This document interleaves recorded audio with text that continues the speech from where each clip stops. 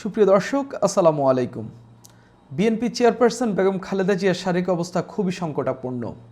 এখন পর্যন্ত কেউ নিশ্চিত করতে পারেননি যে তিনি আসলে এই পরিস্থিতি থেকে শঙ্কামুক্ত হয়েছেন।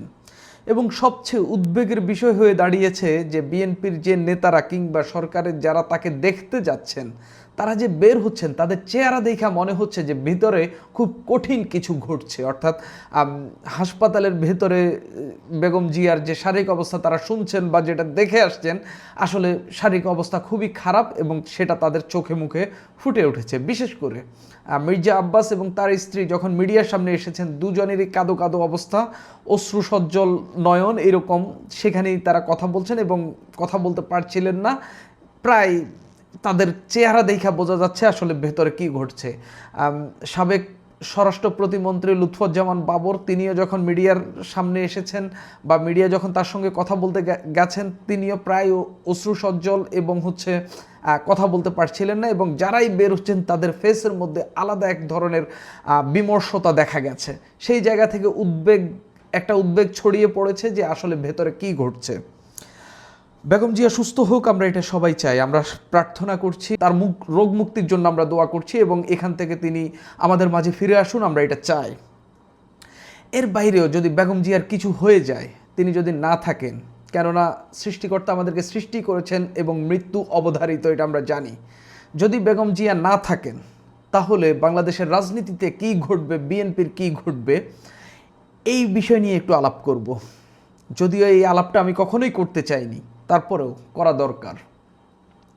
বেগম জিয়া, এই বৃদ্ধ বেগম জিয়া যিনি শারীরিকভাবে অসুস্থ, সেই ফ্যাসিবাদী আমলে তিনি যখন শর্ত সাপেক্ষে কারাগার থেকে মুক্তি পেলেন, তারপরে আমরা দেখলাম প্রতি মাসেই তাকে হাসপাতালে যেতে হচ্ছিল। কোনো কোনো মাসে তিনি 2-3বারও গিয়েছেন। কিন্তু এইবার যখন তিনি গেলেন, তখন সবচেয়ে বেশি উদ্বেগ ছড়িয়েছে, সবচেয়ে বেশি শঙ্কা তৈরি করেছে, সবচেয়ে বেশি মানুষের মধ্যে বিমর্ষতা তৈরি করেছে এবং মানুষ মনে করছেন যে হয়তোবা তিনি শেষ সময় গুনছেন। তবে এই বৃদ্ধ বেগম জিয়া কতটা ইম্প্যাক্টফুল সেটা দেখার জন্য অন্তত একটা ঘটনাই যথেষ্ট, এবং বিএনপির জন্য তিনি কতটা গুরুত্বপূর্ণ সেটার জন্য এই একটি ঘটনাই যথেষ্ট।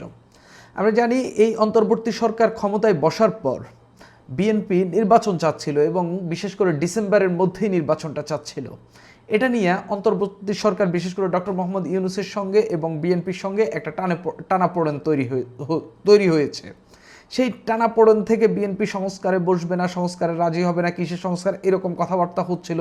সরকারও তাদের মতো করে একঘেয়েমি পথে যাচ্ছিল। বিএনপির সঙ্গে সরকারের সম্পর্ক একেবারে মুখোমুখি হয়ে গিয়েছিল এবং সরকারের অনেক সিদ্ধান্তে বিএনপি ভেটো দিচ্ছিল।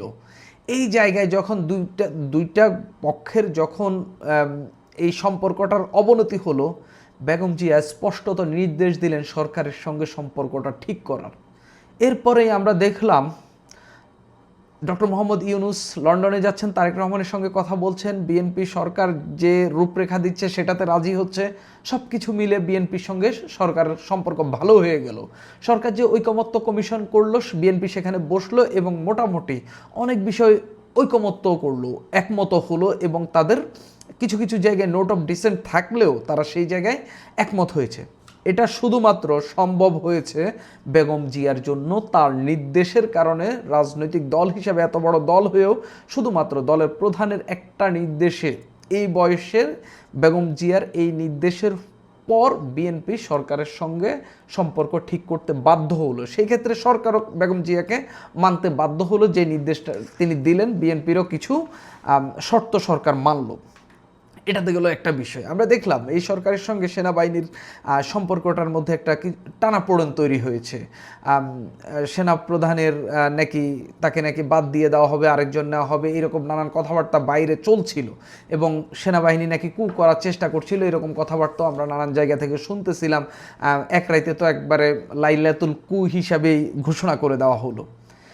এই যে সেনাবাহিনীর সঙ্গে বিএনপির এই সরকারের যে টানাপোড়েন, এই টানাপোড়েন মীমাংসার ক্ষেত্রে খালেদা জিয়া অনন্য ভূমিকা রেখেছেন। আমরা জানি বেগম জিয়া যখন বিদেশে গেলেন চিকিৎসার জন্য, বিদেশে যাওয়ার আগে তিনি সেনাপ্রধান তার সঙ্গে সাক্ষাৎ করেছেন। ওই সময়টাতে কিছু মেসেজ কিংবা এই বিষয়ে কথা নিশ্চয়ই হয়েছে। আমরা দেখেছি কয়েকদিন আগে সেনাকুঞ্জে গিয়েছেন বেগম জিয়া, সেখানে ডক্টর মোহাম্মদ ইউনূসের সঙ্গে তিনি কথা বলেছেন। বর্তমানে সেনাবাহিনীর সঙ্গে সরকারের সম্পর্ক অনেক ভালো, অর্থাৎ তিনি এই রাজনৈতিক অবদানগুলো তিনি রাখতে সক্ষম হয়েছেন। এটাতে গেল দুইটা কারণ, আরও অনেক কারণ আছে। বিএনপির নেতাকর্মীদের কাছে এখনও গুরুত্বপূর্ণ হলেন খালেদা জিয়া, তারেক জিয়ার চেয়েও বেশি গুরুত্বপূর্ণ খালেদা জিয়া। এটা বোঝার জন্য ধরেন বেগম জিয়া একটা প্রোগ্রামের ডাক দিল, আমি এটাকে ডিভাইড করছি না, কিন্তু পার্সন হিসাবে যে কার ইম্প্যাক্টটা বেশি, এটা বিএনপির নেতাকর্মীরাও অকপটে স্বীকার করবেন যে হচ্ছে এখনও গুরুত্বপূর্ণ ব্যক্তিটা হলেন বেগম জিয়া। তিনি যদি না থাকেন দলের মধ্যে ক্যাওস তৈরি হবে। এই যে 5 আগস্টের পরে বিএনপির বিরুদ্ধে নানান চাঁদাবাজির অভিযোগ উঠছে, নানান কিছু হচ্ছে, বিভিন্ন জায়গায় সংঘর্ষ হচ্ছে, বেগম জিয়া যদি না থাকতেন, তারেক রহমান তো বাইরে রয়েছেন, বেগম জিয়া যদি না থাকতেন এই ঘটনাগুলো আরও ব্যাপক আকারে বাড়ত, আরও ব্যাপক আকারে হতো। সেই জায়গা থেকে বেগম জিয়া এখনও রাজনৈতিক ফিগার হিসাবে, দলের অভিভাবক হিসাবে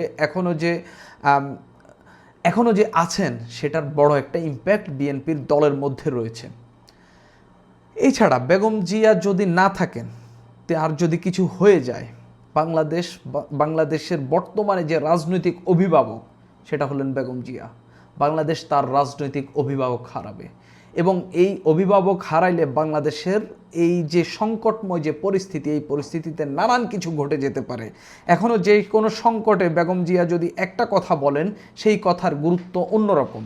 এখনও যদি তিনি বলেন জামাত, বিএনপি, তারপরে ডক্টর মোহাম্মদ ইউনূসের সরকার অর্থাৎ অন্তর্বর্তীকালীন সরকার, অন্যান্য রাজনৈতিক দল মিলে যদি তিনি বসে একটা সিদ্ধান্ত দেন, আমি মনে করি এই সিদ্ধান্ত সবাই মানবে, একেবারে সবাই মানবে। সেই ক্ষেত্রে এইরকম একজন রাজনৈতিক অভিভাবককে হারিয়ে ফেলা, এটা একেবারে অপূরণীয় ক্ষতি, একেবারে চরমভাবে অপূরণীয় ক্ষতি। সবচেয়ে আরেকটি বড় কথা, তিনি যদি না থাকেন এই সংকটময় পরিস্থিতিতে, আমি যেটা বলার চেষ্টা করছি যে আসলে যেহেতু আমরা ফেব্রুয়ারিতে একটা নির্বাচনের দিকে এগিয়ে যাচ্ছি, তিনি যদি না থাকেন, এখন যদি একটা ক্যাওস তৈরি হয় তার অবর্তমানে, সেই ক্ষেত্রে নির্বাচনটা যদি স্লিপ করে কোনোভাবে, ফেব্রুয়ারি থেকে যদি স্লিপ করে, সেই ক্ষেত্রে এটা গভীর একটা সংকট তৈরি করবে। এবং এই স্লিপ যে কোথায় চলে যায় সেটাও আমরা বলতে পারছি না। অর্থাৎ বেগম জিয়া না থাকাটা অনেক শঙ্কার কারণ হয়ে থাকবে আমাদের জন্য। পাশাপাশি তিনি যদি না থাকেন, দলের প্রধান এখনও যে রাজনৈতিক অভিভাবক বলেন, বাংলাদেশের রাজনৈতিক অভিভাবক বলেন, বাংলাদেশের সর্বোচ্চ রাজনৈতিক ফিগার বলেন, তিনি যদি না থাকেন, আমার কাছে কেন জানি মনে হচ্ছে বিএনপিকে ঘিরে এখনও একটা ষড়যন্ত্র চলমান রয়েছে। সেই ক্ষেত্রে তারেক রহমানের ফেরাটাও পিছিয়ে যেতে পারে, এবং যদি পিছিয়ে যায় সেটা আবার কবে নাগাদ তিনি ফিরতে পারেন সেটা নিয়ে একটা শঙ্কা থাকছে। তিনি যদি না থাকেন এই পরিস্থিতিগুলো তৈরি হতে পারে।